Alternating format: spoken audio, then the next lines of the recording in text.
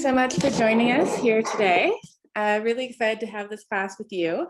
We've been doing classes pretty much monthly right now at the Canadian Blockchain Consortium, and definitely love to get your feedback on how you like the class. If you want to email us at info@canadablockchain.ca, love to get your thoughts and feedback. So today we are doing a blockchain for economics class. My name is Claire Carrington. I'm the executive director for the Canadian Blockchain Consortium. And a little overview of the class that we're going to have today. So over the last 5 years, there have been just this incredible number of predictions about how blockchain-based technologies, from things like cryptocurrency to data management, and contract systems even, will have this power to transform our economies and our lives.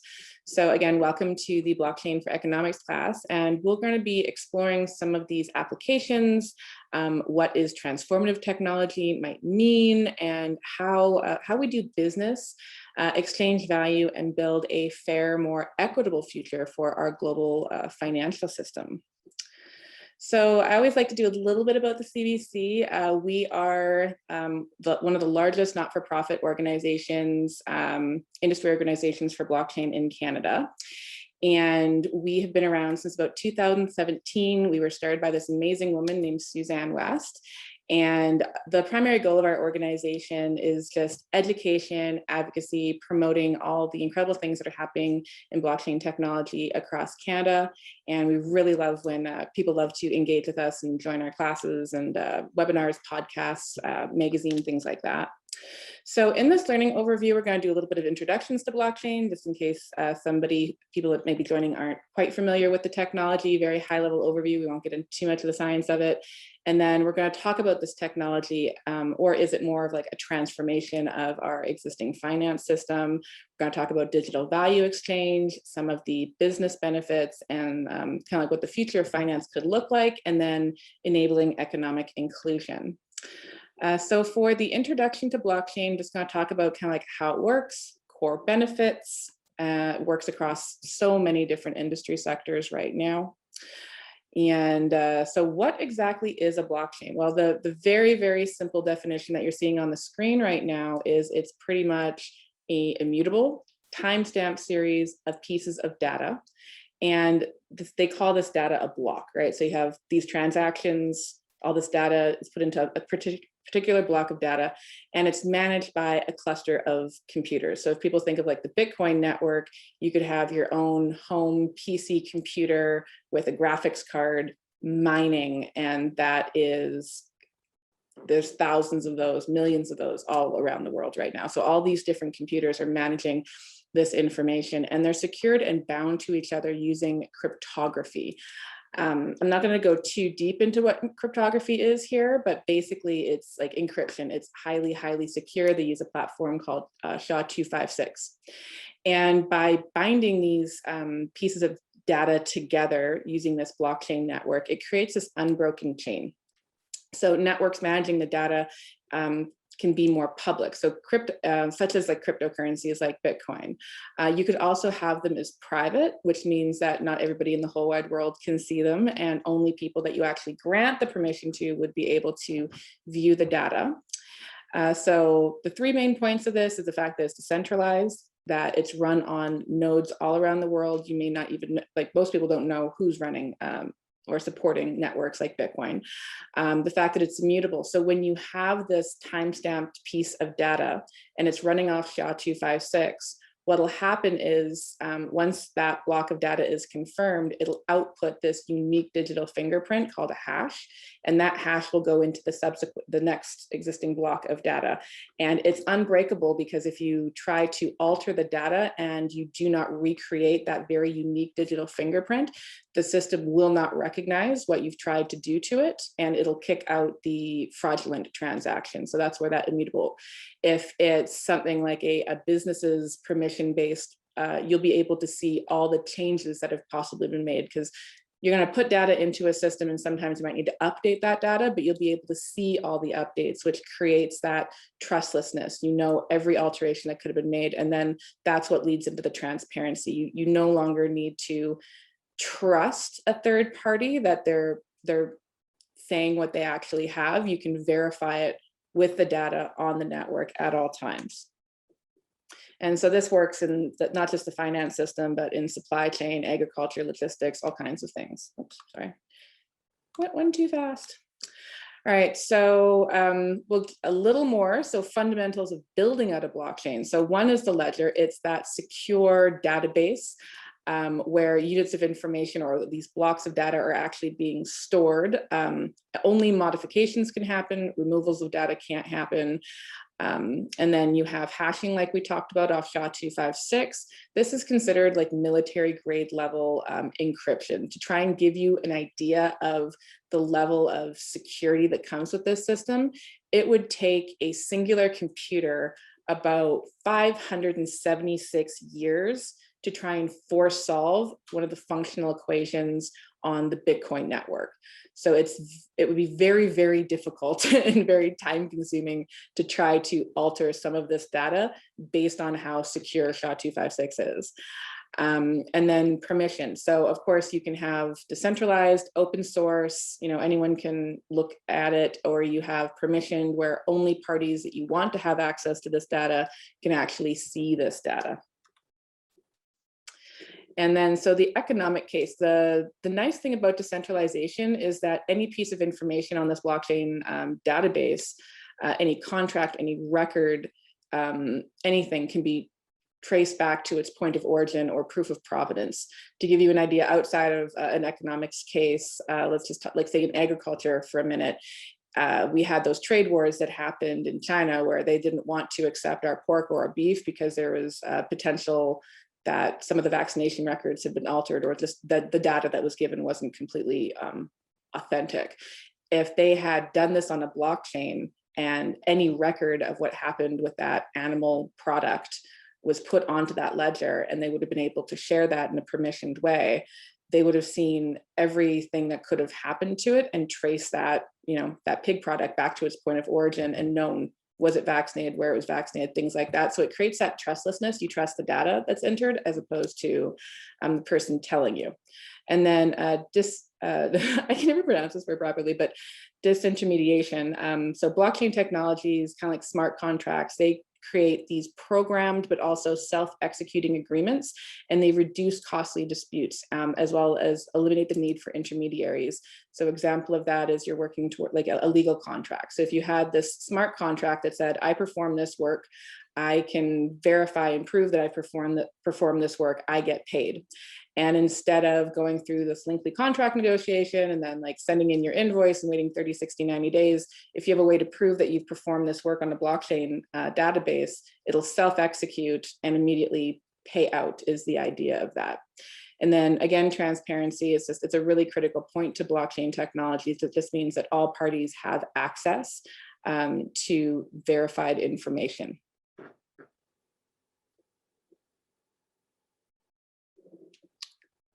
Oh, I'm sorry. Is anyone else possibly having issues with seeing the slides? Okay. So sorry. Really sorry, guys. Hold on. I'm going to stop the screen share. Apologies, technical difficulties. And I'm going to try this again.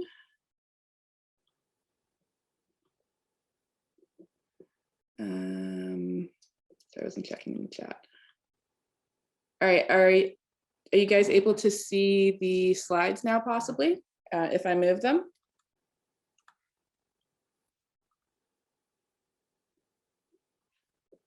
Yay, huzzah. Really sorry about that. All right, so I'm just gonna go back a few slides here, just recapture it really super quick. So I talked about blockchain. Why is this not wanting to work for me now? Come on.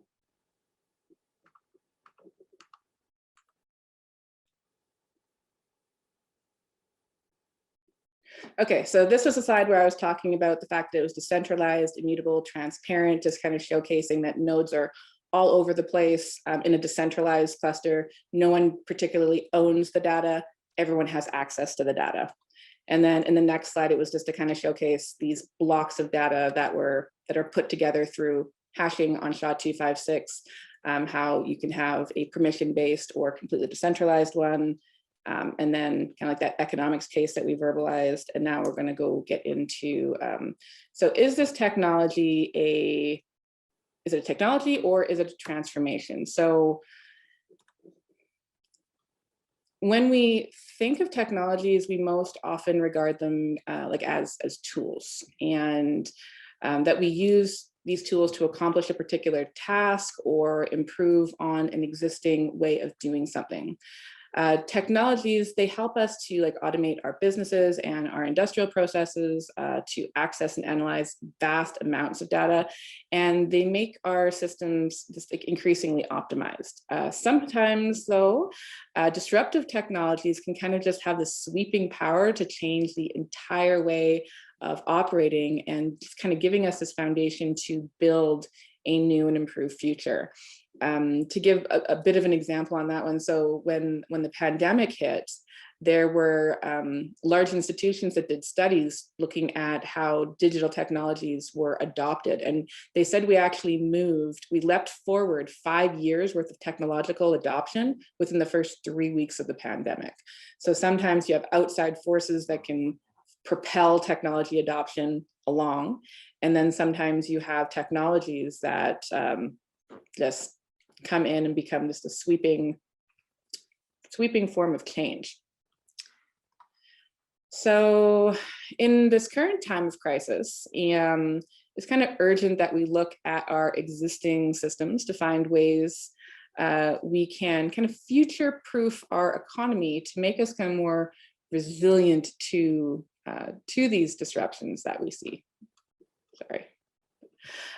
So talking about meeting future challenges, we have predictions from agencies that hold kind of like this increased threat of things like COVID-19. They're saying now that our world is so much more interconnected, travel is, just everyone travels these days, that the potential of having more pandemics or more consistent pandemics is now becoming like a real threat to economies, as we've seen from this one specifically. And there are ways that blockchain technologies can actually offer a solution to some of these challenges that were posed by the crisis. So one was just kind of automating inexpensive transactions and payment distributions. Other ones were point of origin traceability. If we think just about the pharmaceuticals right now, about personal protection items, or just the fear people had about will there be more toilet paper or food. It's like being able to have that open, transparent, immutable ledger to showcase where things even just sit in the supply chain can be very helpful, or prove that the pharmaceutical that you're getting actually came from a verified source. Instant transmission of critical data is also very, very important. It's also allowed for new methods of crowdfunding. Now, I personally don't agree with anything to do with like ICOs or initial coin offerings, things like that, mainly just because the way that they do the crowdfunding skirts regulatory bodies, but there are some applications where that could be useful. And then it also helps to, as we talked about, kind of like preventing that fraudulent medication piece, because that is quite critical. So this one with the internet, so artificial intelligence and even things like robotics are just a few of the inventions that are kind of like transcending their initial use cases to create this like systematic change in our civilization. The impact of just blockchain technology itself, it's a lot less understood, and it's because it's only been around, I guess we're in our 11th, kind of 12th year, but blockchain specifically outside the Bitcoin network has really been talked about mainly in the last like 4 to 5.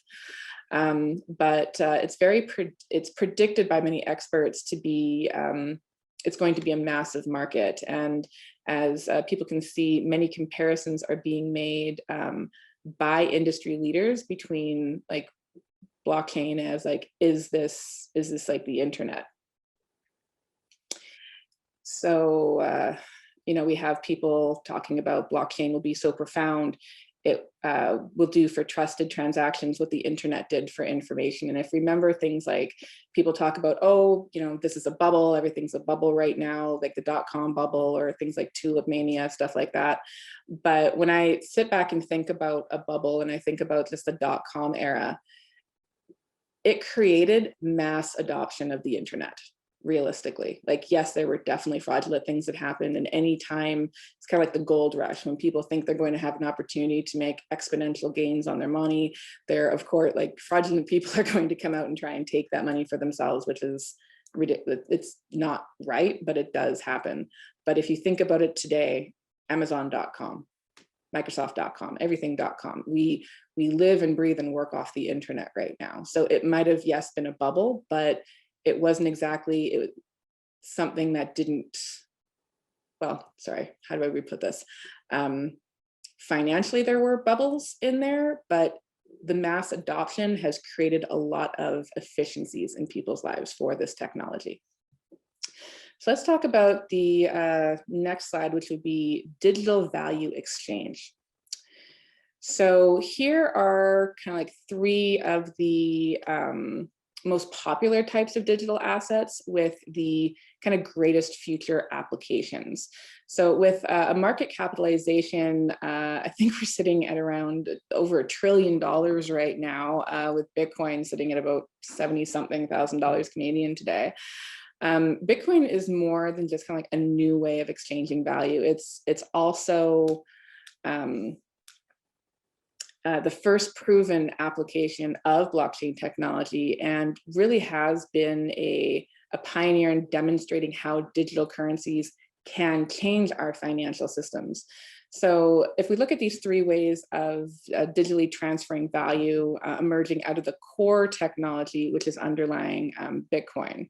So we talk about store of value coins. And a lot of people will refer, oh, Bitcoin is similar to a digital version of gold. And the reason why they say that, there's a lot that actually goes into the Bitcoin network. It's not just, a token or some sort of like a get rich quick scheme. The people or the group that were Satoshi Nakamoto, it was Austrian economics, it was time preference, it was a scarcity, right? Like actual scarcity with a limited supply of coins, such as 21 million that they did. And security. So this form of money, as they call it, or I know the government doesn't recognize it as money, but if we just consider it money for a second, this particular form of money, it can't actually be inflated. So right now, what we're seeing is our governments are issuing out more of their own currency, but that currency isn't actually backed by anything. It's backed by what they consider gross domestic product, which means what they can accumulate in taxes. And right now, we have debt to what our GDP can pay off. We have almost, I think it's over 380% higher debt in our country than our GDP can actually produce to pay that debt off. So inflation is not a great thing when you look at it in that perspective. And you cannot actually create more Bitcoins on this network. It is a capped maximum supply. You can't inflate it, you can't double spend it. So that also creates that level of scarcity. And then there's other ones that are considered more functional currencies that are intended for kind of like everyday transactions. So not a lot of people see Bitcoin as something you're not going to go to Starbucks. Right now, you can't exactly go to Starbucks and spend with your Bitcoin, but there are definitely places that you can spend it. But then people look at other currencies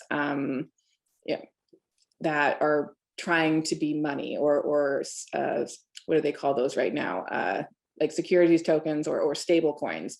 It's a digital coin that's backed one-to-one by the Canadian dollar, US dollar, whatever jurisdiction they're in, that'll allow for that everyday transaction that can meet with the transaction volumes of things like a PayPal, a Visa, or a MasterCard. But the concept is that your money would become backed by something. So if you were using a cryptocurrency that was backed to Bitcoin, then if anything happened to that currency, you'd be able to exchange it out for your Bitcoin. Right now, we used to have our currency that was backed by gold. So if you took your government issued money and took it to the bank, you should have been able to exchange it over for gold. We haven't had the gold standard. I think it was completely abolished in 1977, but they started removing us off the gold standard in about the 1930s. So no longer is your money backed by any of that. And then you have this other asset class they call asset tokens. And this is a token, a blockchain-based way of turning an asset, either physical or virtual, into kind of like fractionalized traceable commodity. So some people are looking at asset-backed tokens like your home, fractional ownership of a home. There's 1,000 tokens to one home, and you can exchange and trade that token and make money off it, is kind of like the underlying idea around that one. So of course, we see, like, in challenging economic climate, kind of like what we're going through right now, access to capital is a pretty critical issue for just companies across all industries. And this government has definitely been very amenable to allowing people to access capital by creating more money. For small and medium-sized enterprises, when you have restrictions in lending due to market conditions or this widespread crisis like COVID, it can mean the difference between your business able to survive and your business completely failing.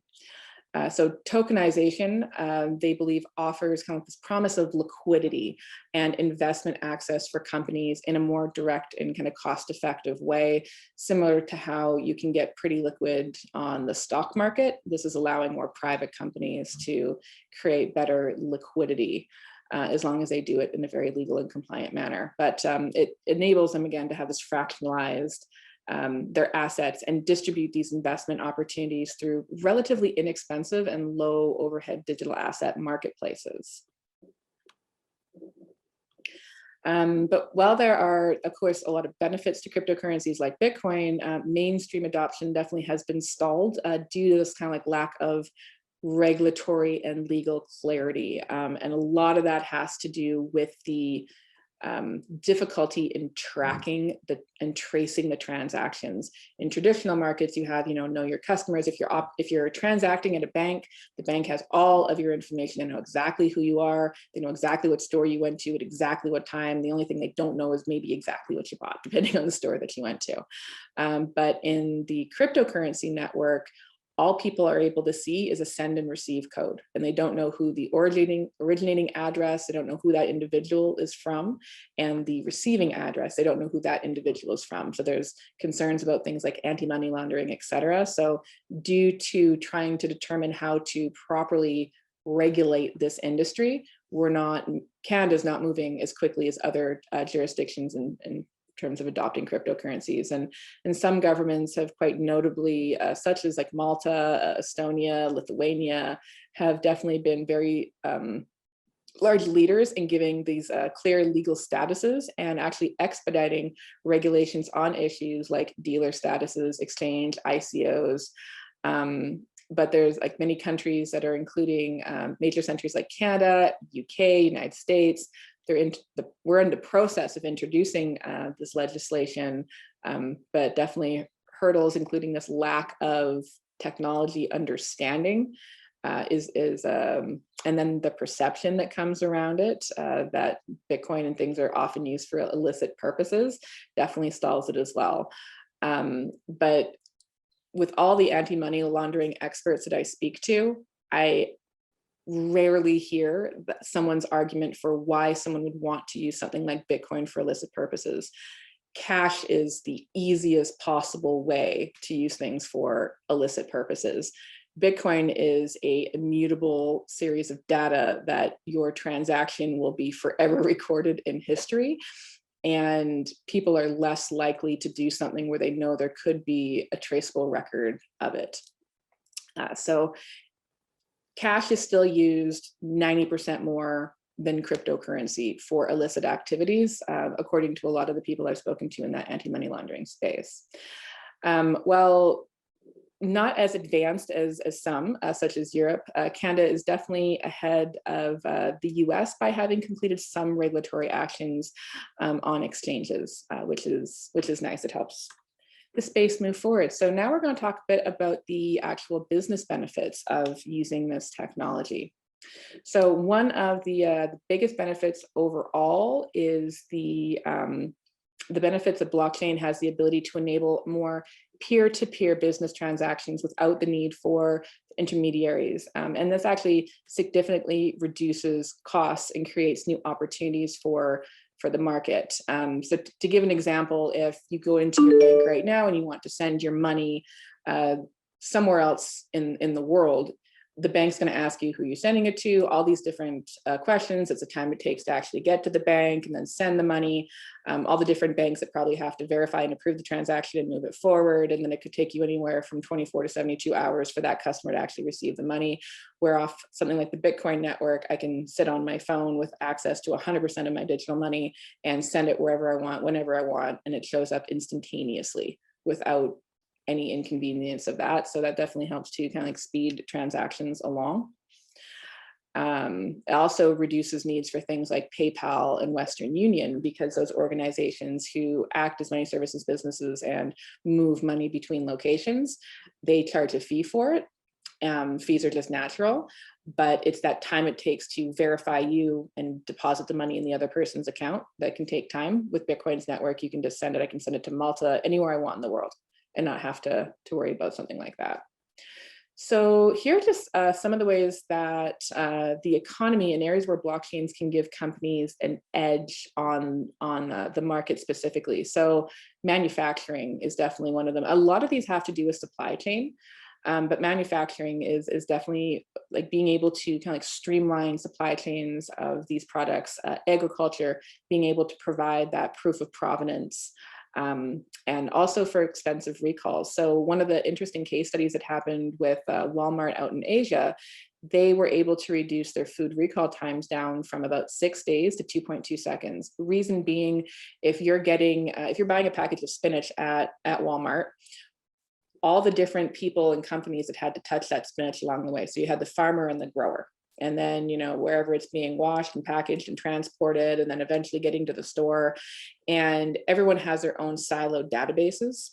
So if there's a food recall, it could cost a company anywhere from 5 million to 500, like 100 million. It's insane how much money this can cost if they aren't able to track exactly where the contamination came from, exactly what containers ended up experiencing the contamination. And so they just have to recall everything because they can't figure it out. But if you all shared data very specifically, you wouldn't have to go back through this company to go, okay, where did you pick it up from? Okay, who cleaned it? What batch did this came from? Okay, was it maybe from the farm? What farmer's field did this come from? If they all share this information, instead of having to go ask each individual company to go ask each individual company, you can track it all on a blockchain and within seconds know exactly where that contamination could have came from and recall only specifically the products that could have been tainted. This also has a huge impact on human health and safety, because instead of taking 6 days to recall food, you're able to say, oh, hey, today, take these SKUs off your shelf. So that's kind of the things that blockchain can help with. Of course, in financial services, creating kind of smoother transactions, and also removing some of the heavy burden for administrative and legal costs. Real estate is also an interesting one. There's definitely new platforms being built for asset trading, and also better verification and ownership. In Canada, we may not have this issue specifically, but if you think of third world countries where, say, 60% of people live in homes where they don't actually have a deed, they've just been on that land for, ancestrally for a very long period of time. Because of the fact that they don't have that legal proof of ownership to their real estate, they can't access things like banking. If someone came in and removed them from their home, they would have no ability to prove that that was really their home and not the other person's home. So in terms of land rights and real estate, being able to have that immutable ledger database like blockchain to be able to prove that would definitely help a lot of third world countries. Of course, legal and accounting, now we're going to be automating processes, less need for data entry. Oil and gas, improved transactions, and also automated regulatory reporting, which would be really good. Governments, being able to reduce high bureaucratic costs with full information sharing between departments. I think there's places in the Middle East who are able to remove 400 million pieces of paper by going completely digital and adopting blockchain technology. So environmental benefits there, and then energy distribution as well, sorry. So being able to optimize the energy grid.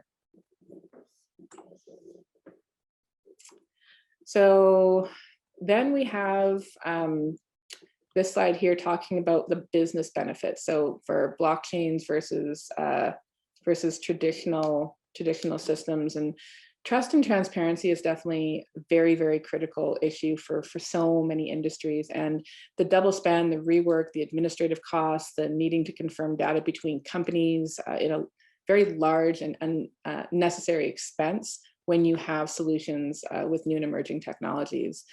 Talking about private permission blockchains can create this openness between company departments and business relationships, creating lower costs, creating more efficient systems, and also reducing required labor hours, which is pretty cool.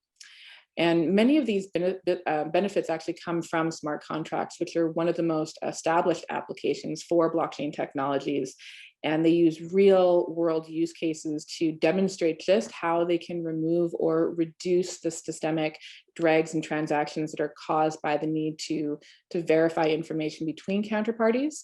And the requirements for intermediaries like lawyers and notaries to certify data and enforce contract performance. And when you have this built in with agreed upon terms that are like coded into and programmed into these contracts with this business logic, and it's just set to automatically execute when established parameters are being met, that reduces so much cost. And blockchain applications have the ability to completely streamline this system by working to automate so many of the functions that are involved with just contract settlement. So future of finance, this one's also a very fascinating topic for many. We've seen some of the direct businesses that business impacts, that blockchains have had on companies. It's had even greater applications in the wild world of international finance. On a pretty large scale, the efficiencies it creates to help optimize entire sectors in the finance space. So in terms of securitization, cross-border payments, banking infrastructure, banking fraud, it can definitely help to optimize a lot of these things. Then we think about just growth through trade finance. It's a pretty key area where we could lower costs, mean we can have more growth in the global financial market. The world GDP and the prosperity for small to medium-sized enterprises who definitely tend to face this disproportionate burden of higher costs like administration and payments and paperwork loans. And what's really nice is Canada is actually a leader in government financial research into projects. So we have organizations like Project Jasper, a pretty groundbreaking exploration of how the technology can reduce costs, overhead into different types of central bank and even into payment functions. So it can help, again, lower cost, increase speed, and also help with better privacy. So how could this technology possibly enable economic inclusion? So one, we have like accessibility. Incredible progress has definitely been made in lifting our world's developing countries out of poverty, but hundreds of millions of people, many women still unable to access banking, other financial services where they need to help their families and their economies move forward. And some emerging use cases include the creation of more consolidated digital identity wallets and providing very low cost payment systems and streamlining things like remittances and some major income sources in many developing nations as well. So having that accessibility, having that self-sovereignty, like having the credentials and owning them in your own wallet, and then having the affordability to be able to transact definitely helps to create more economic inclusion. And so in terms of streamlining remittances, they're an area where blockchain has shown one of the most immediate benefits that we've seen. Major sources of income in many developing countries are remittances sent from family workers abroad to back home. And I think 2018, they were saying that it was about $689 billion were being sent to developing countries.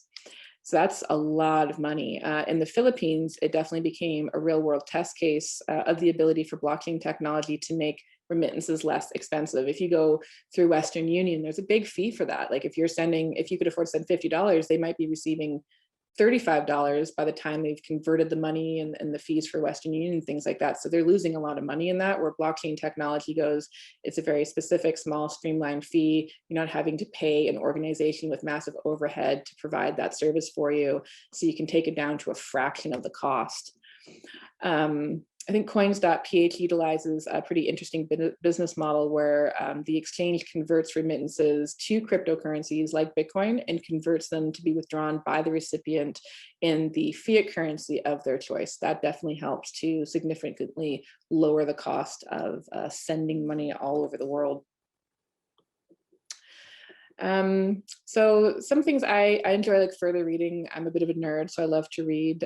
Past few years, a number of pretty fascinating books have been published covering some of the applications and implications of the technology for financial and social systems. So here are just some of the few that expand on the ideas we've covered in our overview of this class today.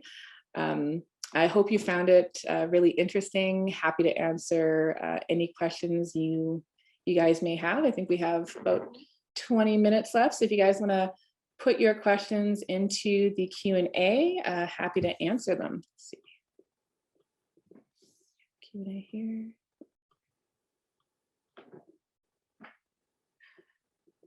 All right. So give you guys a few minutes if you can think of any questions, or if you would prefer to type any questions in the chat.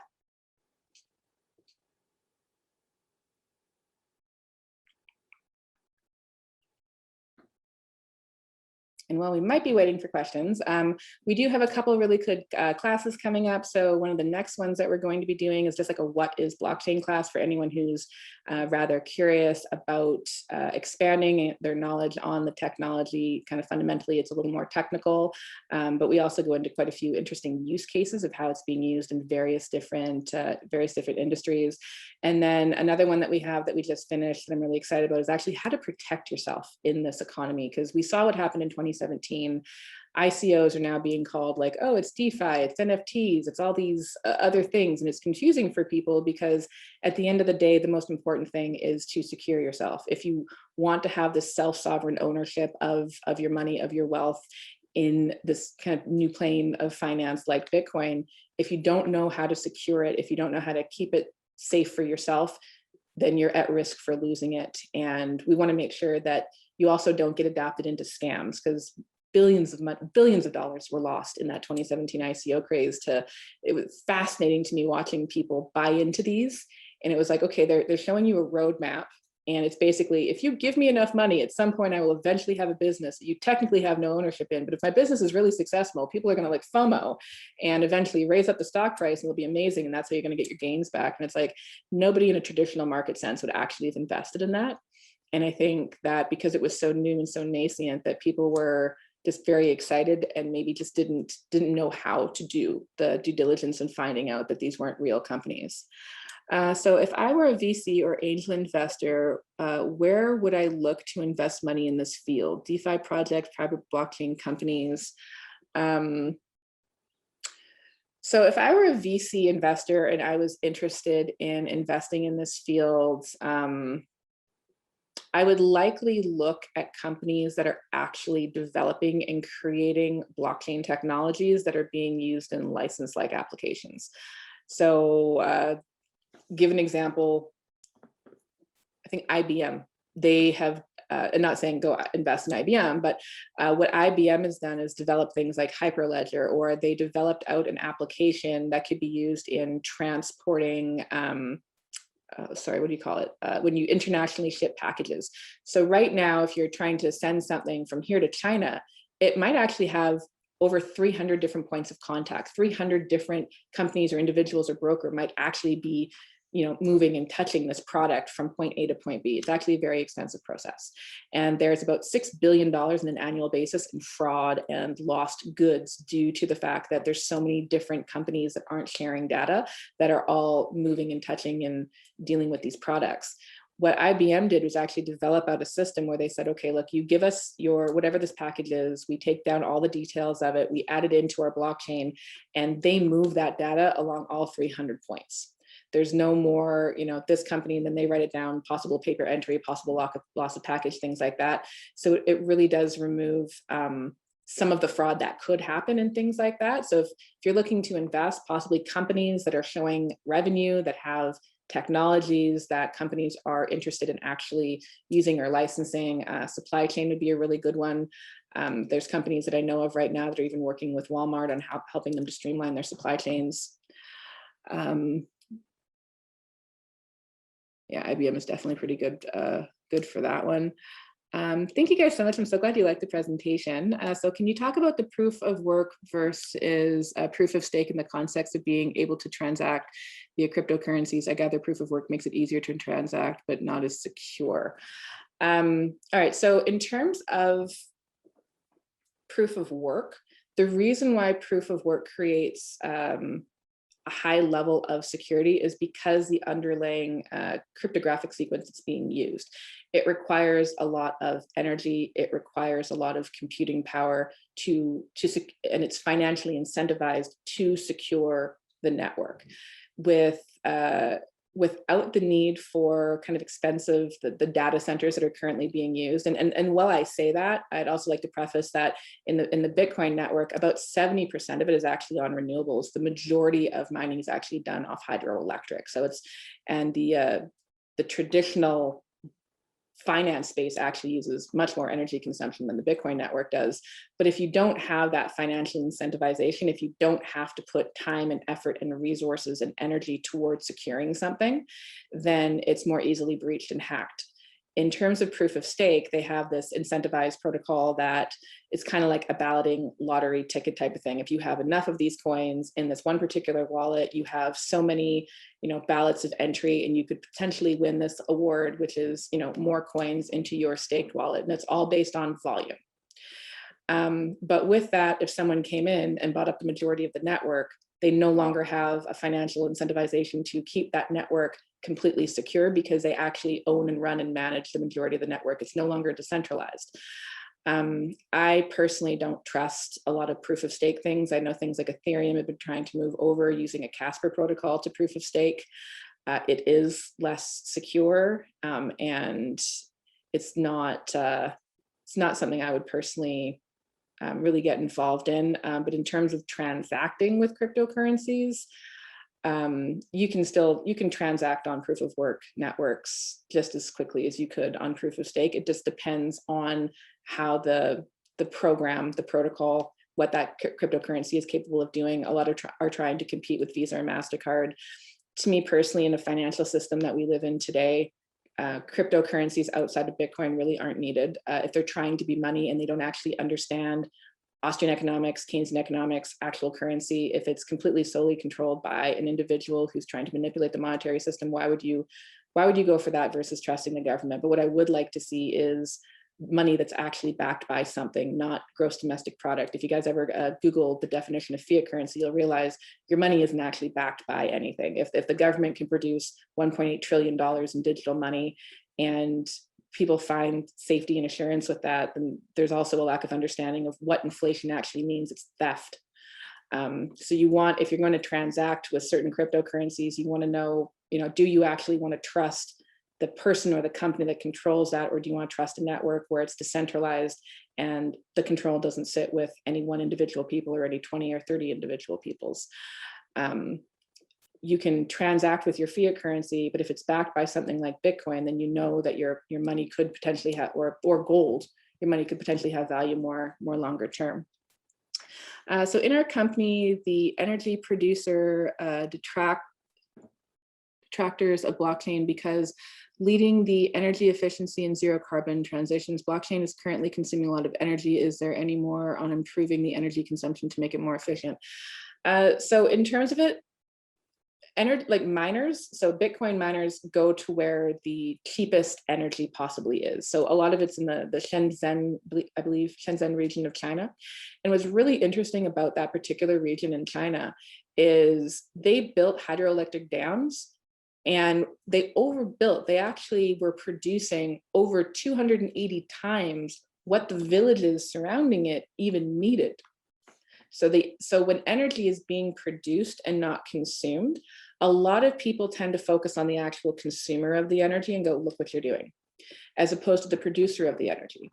So when you're producing 280 times more than what you actually need, you're impacting things negatively. Miners will come into hydroelectric, which is one of the cleanest sources of energy, and utilize it to create and secure what is considered the soundest money the world has ever seen.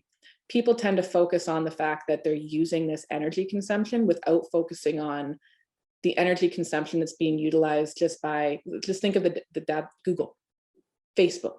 Think of the amount of data centers right now that are being used to secure a lot of the companies that are working off the internet right now. The more research you do into it, you'll realize that Bitcoin's maybe using 10% of that computing power that's currently being used to digitally secure data in our traditional finance system. Miners are always looking for ways to create more efficiency because there's also a profit margin when you're putting that time and energy and materials towards, producing money, similar to how you would produce gold, right? You'd need your time, you need your resources, you need to be able to dig. It's huge energy, it's huge expenses. We've been doing it for a long time. There's an environmental impact on the planet to mining gold, right? But if you don't, it's not valuable. It has no actual, not even intrinsic value. There's no value to easy money. If it's difficult to attain and it's a scarce resource, it has actual value. Similar to why like a Da Vinci has value. There's very few of them. It's a scarce, it cannot be recreated. There can't be more of those. It's considered scarce. Gold is considered a semi-scarce resource because it's based on how much money people are willing to put in towards mining and securing more of it. Bitcoin is similar in that sense as well. So with all the conversations around how much energy Bitcoin uses, there's not enough conversation around how much energy other things use and how the energy that Bitcoin network does use is mainly hydroelectric. So I hope that answers your question there. But yeah, if there's no more, thank you guys so much. Oh, sorry, I do see two more. If the Bitcoin price is rising so high, can a person buy Bitcoin and do remittances to developing countries? Absolutely, if you want to do that. So in terms of the Bitcoin price, talk a little bit about the markets that you're seeing right now. So historically, since about 2009, we've seen multiple iterations of these bull markets and bear markets that have come out. And it usually happens very soon after Bitcoin has a halving. So I have no idea what Bitcoin could go to in this bull market. I've heard kind of things like, oh, we're at the top, or no, it's going to 300K, or it's going to crash back down to 100K, and whatever it is. It is volatile. You could definitely use that to send to other countries. Like countries that are the fastest adopting country for Bitcoin is actually Venezuela, because they have such an unstable economic system.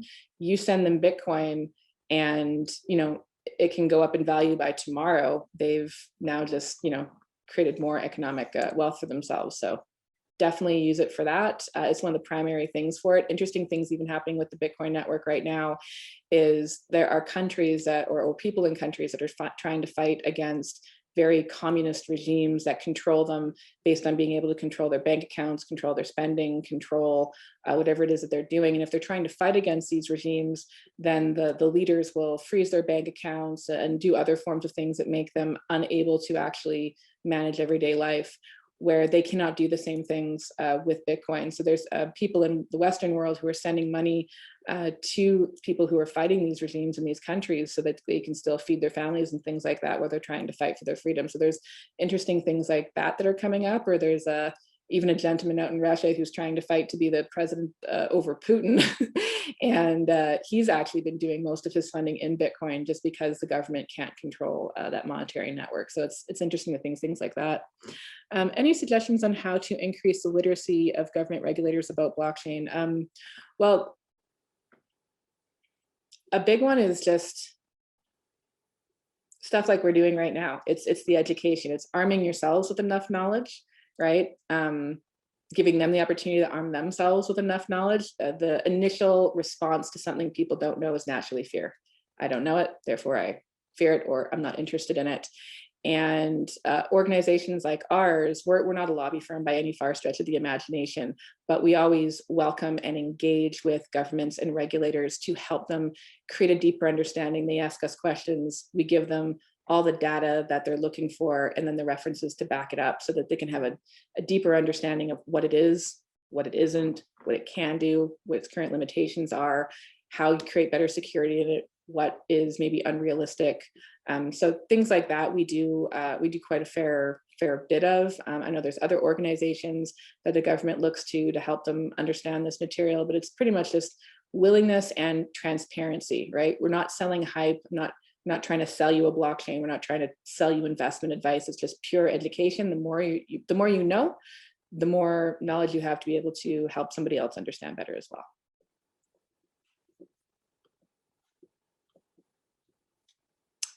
Some are speculating that blockchain is the future of the internet, and some are calling it Web 3.0. Any ideas what this means? It really depends, I guess, but when people think about the internet, when the internet first started, it was actually interesting. I think it was like 1950s or something like that. And it was 3 computers that were communicating. 2 were in Nevada, and I think 1 was in California. And it was like the first kind of send receive signals happened there. And there were people who looked at that and said, yeah, I feel like this is being able to share data so quickly is definitely the wave of the future. And if you think from the 1950s to 2020, what happened to our world, what happened to our ability to interact, to connect, the fact that you can talk to someone and video view them in China or in Australia or anywhere else, the fact that you can share data, the fact that you can send payments so easily, well, not as easily, but it's getting easier, but all the different things that the internet allows for, online shopping, you don't even have to leave your house anymore. Uber will deliver your Starbucks. It's amazing. Your groceries come to your house. Why? Because of the internet. So when people think about what blockchain or Bitcoin can do to our financial services sector, what they're comparing it to is what the internet did to our world. It created a whole new playing field. It created entirely new businesses, IoT, machine learning, all of these new and transformative technologies that are making life easier, more efficient, more secure. When they think of what Bitcoin can do for that, they think very similar terms, right? How the exponential value that can come from this technology to a very traditional industry that hasn't been truly disrupted in centuries, right? Our banking system is actually very similar to the Medici families of early Rome, right? But before, the great Roman Empire was truly that, the banking, the fact that people went to the banks to give them their money to store their gold because they didn't want to take that self-ownership of it. And that quantitative easing, a lot of the different banking things that we've seen really hasn't changed. So if you have something that's so disruptive, but also forces the people in control of your money to be honest and transparent about it, very, very disruptive. Why would someone pay $69 million or even $1 for a JPEG? I have no freaking clue. Like, to be very honest, as I'm sitting here looking at these NFTs, I just scratch my head and go, why? Like, someone paid a lot of money for a 13-second clip of LeBron James dunking from the NBA. And it's like, well, I'm not sure how this is a scarce asset. I'm not sure how this is considered valuable. Reasons why I'm not sure about that is anyone who live watched that game or live recorded that game has access to that 13-second clip. Are you able to sell that to a TV station and somehow they're going to pay you to replay this 13-second clip when there's like probably a million 13-second clips of LeBron James doing something really fascinating and cool? No, it's not scarce.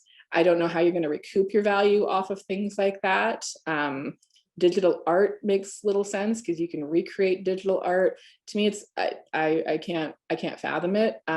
Maybe it's just my ignorance, not truly understanding enough about it because it is new. It's more something that's been hyped recently. But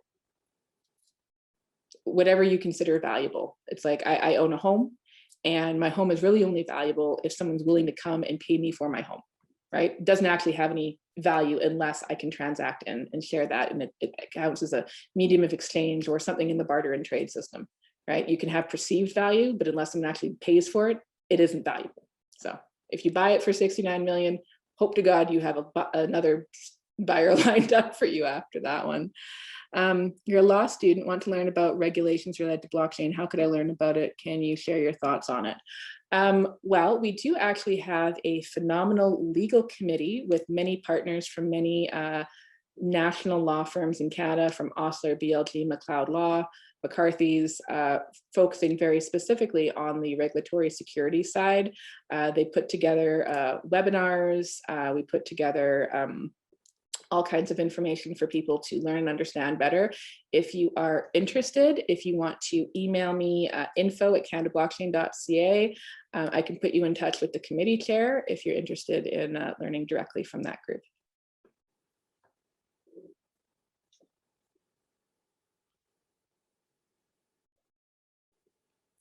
All right, well, I think our questions are done. So thank you again so much for joining me today. I really appreciate you guys taking the time to come and learn more. We do classes every single month. We also do podcasts, webinars. Just about every Thursday, we have something else interesting coming out. And we did recently just launch a magazine. It's completely free. We do a lot of the research in the space every single month. And then it's posted onto our website. It's a good, probably like 45-minute read, but if you're interested in keeping up to date on all the interesting things happening across the country in terms of blockchain, it's definitely there. Can you please share the email ID? Okay, I'll just write that down.